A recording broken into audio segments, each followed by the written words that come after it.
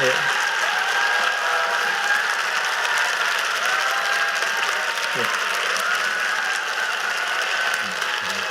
예, 감사합니다. 예, 서울랑학초등학교 교사 하승환입니다. 예, 저는 교육자료 공유 사이트 예은이네 운영자이기도 합니다. 오늘 저는 그 선생님들 정말 많이 피곤하시잖아요. 업무와 또는 이 진도에 쫓겨가지고 그럴 때 아이들의 마음속으로 들어가는 저희가 놓치기 쉬운 관계 맺기에 대한 얘기를 하려고 합니다. 감정교자라고 하는 게임입니다. 감정교자는 그 스티븐 코비가 만든 단어인데요. 그 아이들이 선생님을 만나면 감동을 받았을 때는 믿음이라고 하는 돈이 들어오고 배신을 당하면 신뢰라고 하는 돈이 빠져나간다는 것을 심성놀이로 바꿔봤습니다. 자, 아이들에게 10만 원을 줬습니다. 그 정도로 돈이 있진 않고 모형화폐를 10만 원씩 돌려주고 한 해 동안 가장 고마웠던 친구들에게 그냥 주는 게 아니라 아침마다 우리 집 앞에서 나를 기다려줘서 고마웠어라고 말하면서 돈을 주게 했습니다. 이 아이 무려 25만 원을 받은 아이입니다. 이 아이를 이렇게 세워놓고 물어봤어요. 아이들한테 어떻게 해서 줬냐고. 한 아이가 쟤는 남자애인데요, 아침마다 여자애들하고 다 인사를 해요. 또 다른 애가 얘기했어요. 저번에 피구하다가 다쳤는데 여자아이가 이 남자애가 저를 보건실에 데려다 줬어요. 자기도 피구하고 싶을 텐데. 저를 가장 감동시킨 건 우리 반 그 남자 부반장이 우유 먹고 토했을 때 막 아침부터 여자애들이 몰려왔어요. 아침에 우아하게 커피를 마시는데 막 몰려와가지고 지금 당장 치우라고. 막 아침부터 저는 보기보다 섬세하고 우아하고 예민하거든요. 막 아침부터 그런 거 보면 같이 이게 토가 나오는 사람인데 바닥에 막 그 우유가 왜 우유만 있는 게 아니라 콩나물까지 있잖아요. 그래서 이걸 어떻게 할까 고민하는데 글쎄 이 아이가 걸레를 가져가서 3번을 닦고 빨고 닦고 빨고 이런 아이 만나보셨어요? 얼마나 감동받았는지. 그 다음부터 누가 토하기만 하면 얘를 불러가지고 제가 처음 만들었던 심성놀이는 9.11 테러 비행기 안에서입니다. 2001년에 뉴스를 통해서 봤던 마지막 테러 현장에서의 전화, 문자 메시지를 보고 저는 정말 뭉클했어요. 그래서 아이들에게 이걸 해봐야겠다. 학습지를 만들고 플래시나 PPT를 만들었어요. 그리고 아이들하고 해보고 나서 교사 커뮤니티에 올리기 시작했습니다. 조금만 보여드릴게요. 여보 사랑해, 뭔가 엄청난 일이 벌어진 것 같아. 근데 나는 아마 살 수 없을 것 같아. 여보 사랑해, 애기들 잘 부탁해. 스튜어트 멜체의 말입니다. 데니얼 로페즈는 78층까지 내려왔다가 동료들을 구하려고 올라갔고 결국 운명을 달리했습니다. 선생님이라면 그 상황에서 마지막 한 사람에게 무엇하고, 그리고 그 한 사람은 누구입니까? 제 마음에 가장 깊이 남은 사람은 바로 제르미 글릭입니다. 여보, 당신을 정말 사랑해. 우리 딸 에미도 정말 사랑해. 그 애 좀 잘 돌봐줘. 당신이 남은 일생에서 어떤 결정을 하든 꼭 행복해야 돼. 나는 당신이 어떤 결정을 하더라도 그 결정을 존중할 거야. 그리고 그 결정이 내 마음을 평안하게 할 거야. 선생님, 살아남은 아내가 내리는 결정이 뭔지 아시겠습니까? 그건 또 다른 배우자와의 재혼입니다. 아내가 재혼을 하더라도 죽어가는 내 마음이 평안할 거라고 말할 수 있겠습니까? 저는 9년 전에 부산에 있는 처남에게 전화를 받았어요.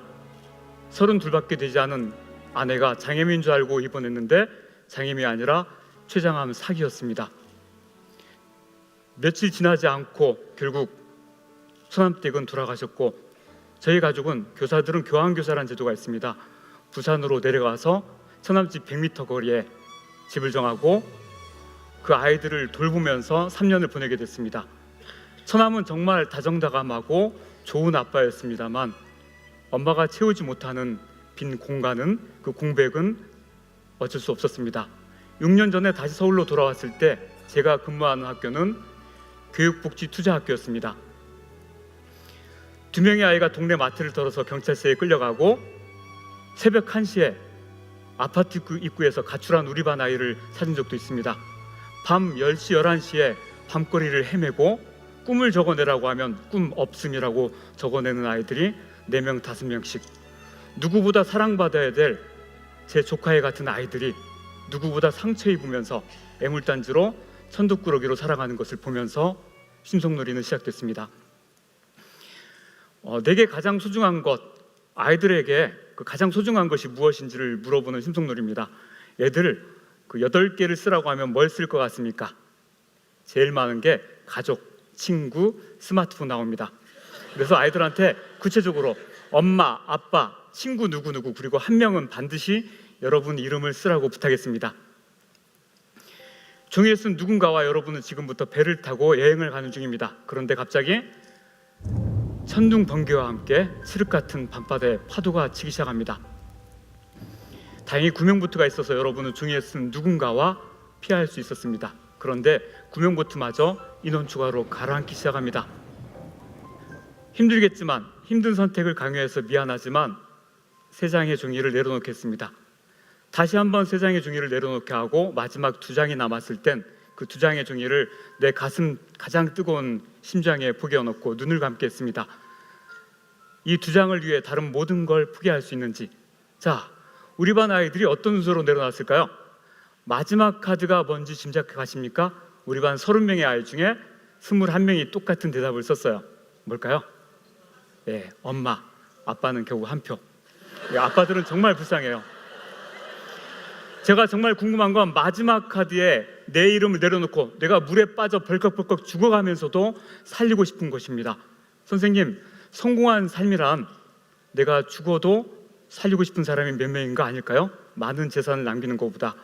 어떤 아이는 엄마 아빠 이름을 내려놓고 자기 이름을 들고 있었고요. 어떤 아이는 가장 먼저 자기 이름을 내려놓고 7장의 종이를 들고 있던 아이도 있었습니다. 마지막에 제가 좋아하는 시로 마무리를 했어요. 그 사람을 가졌는가? 말레길 나서는 길 처자를 맡기며 맘 놓고 갈 만한 사람, 그 사람을 그대는 가졌는가? 온 세상 다 하나를 버려 마음이 외로울 때에도 너뿐이 하고 믿어주는 그 사람을 그대는 가졌는가? 탔던 배가 가라앉을 때 구명대를 서로 사양하며 너만은 제발 살아다오 할 그 사람을 선생님은 지금 가지고 계십니까? 쉽지 않은 선택이 남았습니다. 이어진다. 여러분 손에 무엇이 쥐어 있습니까? 이 한 장을 위해서 다른 지금까지 모든 걸 포기할 수 있습니까? 마지막 기회를 주겠습니다. 바꾸려면 바꿀 수 있습니다. 자, 손에 들고 있는 마지막 한 장 준비됐습니까? 마지막 한 장을 가장 마지막에 내려놓기 바랍니다. 그야말로 절체절명의 이제 순간. 8장의 종이를 책상에 늘어놨는데요. 아이들은 여러분 정말 도움이 힘든 필요합니다. 결정을 할 선생님, 수밖에 저는 없다. 8장의 종이를 이런 순서로 내려놨습니다. 발표할 수 있는 사람 있습니까? 원종이를 내려놨습니다. 아, 원종이도 아마 그럴 거라 생각해요. 우리 가장 아끼는 친구니까요. 그 다음에 저희 엄마, 예. 예, 그리고요. 저희 아빠가 남았어요. 아, 우리 아빠가 마지막에 남는 분은 참 정말 우리 승훈이 아빠가 너무너무 부러워지는 순간입니다. 구명보트가 있어서 여러분은 아이들은 도덕 교과서보다도 이 심성놀이를 통해 정말 소중한 존재에 대해 생각하는 계기가 됐을 것이다. 제게 가장 아름다운 장면은 바로 이 장면입니다. 수업 시간에도 울부짖으면서 엄마 미안해 하던 아이가 6학년 남자아이가 쉬는 시간에 10분이 넘게 엄마를 껴안고 엄마 미안해라고 울고 있는데 우리 반의 한 아이는 학급 홈페이지에 내 마음까지 정화되는 기분이다. 영화 장면처럼 감동적이라고 얘기했습니다. 사실 우는 게 심성놀이에, 울리는 게 심성놀이의 목표는 아닙니다. 예전에 어떤 여자아이는 요즘 제 마음이 너무 삭막한데 눈물 좀 진하게 흘릴 만한 심성놀이 하나 없습니까? 라고 저한테 도리어 제안하는 경우가. 저는 정말 원하는 게 그게 아니잖아요. 정말 소중한 사람에게 소중하게 대했는가. 저는 초콜릿을 준비했어요. 수업 끝날 때 허쉬 초콜릿을. 제가 허쉬니까요. 준비해서 30분 시간을 주고 핸드폰으로 지금부터 휴대전화로 엄마에게 가장 소중하다고 했던 사람에게 문자를 보내라고 했습니다. 자, 아이들은 어떤 문자를 받았을까요? 이 미션에서 5주 스위치에 죽기 전에 후회하는 25가지에서 말기 환자 1000명이 가장 후회했던 1위가 뭔지 아십니까? 바로 사랑하는 사람에게 고맙다, 사랑한다 말하지 못한 것입니다. 아이들은 사랑한다 말하면서 짜증내고 화내고 사랑한다고 말하면서 표현하지 못합니다. 사랑은 표현해야 돼요. 인터넷에 보니까 여봉 출근 잘해요. 급 보고 싶네. 알라뷰 했더니 사지 마라. 이런 정말 아이들한테 안 하던 짓 했더니 사랑은 표현해야 됩니다. 얼마나 예뻐요. 사랑해요. 쭉쭉쭉. 얼마나 저희가 보고 싶은 장면입니까? 실제 교실에서 심성놀이를 만들어졌던 장면을 보여드리겠습니다. 저는 수업 일기를 매일 씁니다. 우리 반에 8월 31일로 들어가겠습니다. 저는 놀이가 선생님이 진행하는 것뿐만 아니라 아이와 함께 진행했으면, 사실 생각해 보시면요, 아이들의 2012년의 통계청 결과를 보면 아이들이 가장 많은 고민을 나누는 게 누군지 아세요? 선생님이요, 1.4%입니다. 엄마, 아빠 23%예요. 누굴까요? 예, 맞습니다. 친구가, 예전 제가 뇌기반 학습 공부하다 보니까 친구가 봐주면 보상뇌가 저절로 작동한다고 합니다. 아이들은 친구들을 통해서, 비슷한 시기에 비슷한 고민을 가진 친구들을 통해서 더 많이 위로받습니다. 그래서 준비했습니다. 아이들이 무기명으로 낸 쪽지를, 주제를 정하고요. 아이들이 역시 무기명으로 종이 비행기로 내 생각을, 아직은 덜 읽고 서투르지만 비행기로 날렸습니다. 저는 잔잔한 음악과 함께 아이들의 생각을 들려줬습니다. 우리가 함께 정한 주제는 15명이 뽑은 이 주제였습니다. 엄마랑 아빠가 사이가 안 좋아요.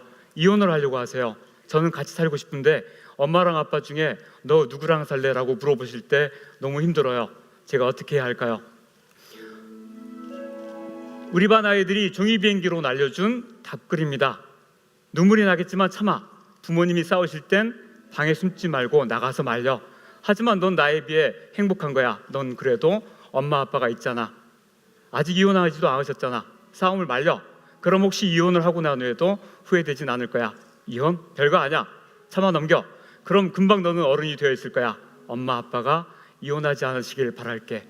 또 다른 아이의 글을, 종이 비행기로 날린 글을 한번 들어보시겠습니까? 두 분에게 엄마 아빠 전 두 분이랑 함께 살고 싶어요 라고 이야기하는 것이 어떨까? 난 부모님이 이미 이혼을 하셨어. 그리고 지금은 새아빠랑 엄마랑 살아. 그런데 부모님이 이혼하시니까 정말 힘들더라. 적응도 안 되고. 나 때문에 그런 것일 수도 있어라는 죄책감 때문에 괴로웠어. 넌 절대 부모님이 이혼하시게 하지 마. 부모님이 이혼하시는 순간이 가장 힘들고 고통스러울 테니까. 심성놀이를 할 때 꼭 부탁드리고 싶은 게 몇 가지가 있습니다. 첫 번째, 선생님이 먼저 해보셔야 됩니다. 저는 내게 가장 소중한 것, 심성놀이 8장의 쪽지를 준비해서 제가 먼저 했어요.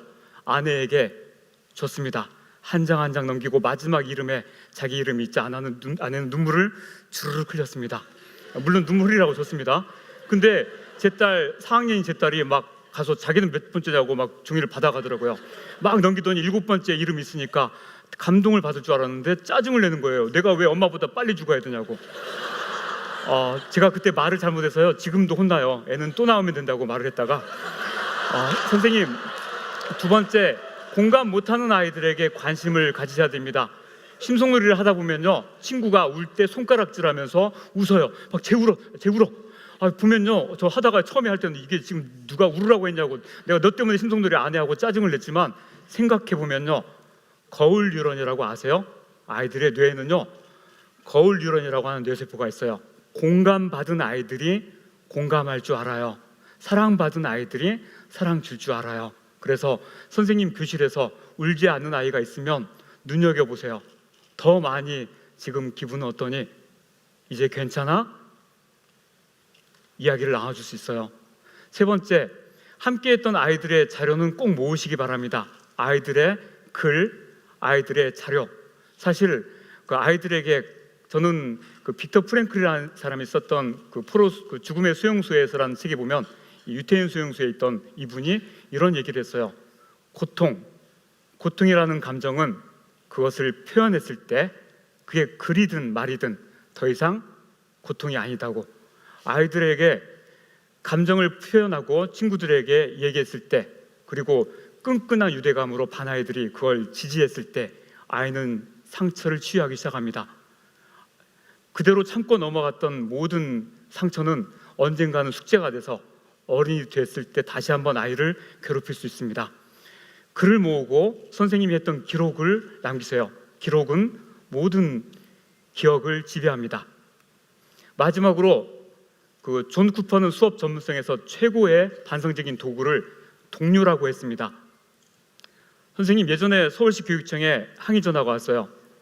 민원실에 홈페이지에 우리 1학년짜리 아이가 무슨 놀이를 하고 하는지 모르겠는데 막 엄마 아빠 내가 죽여서 미안해 하더니 밤새 악몽을 꾸면서 애가 왜 이러냐고, 애가 애 모양이냐고 하면서 나중에 민원실에 올려가지고 나중에 그 얘기를 직접 들었어요.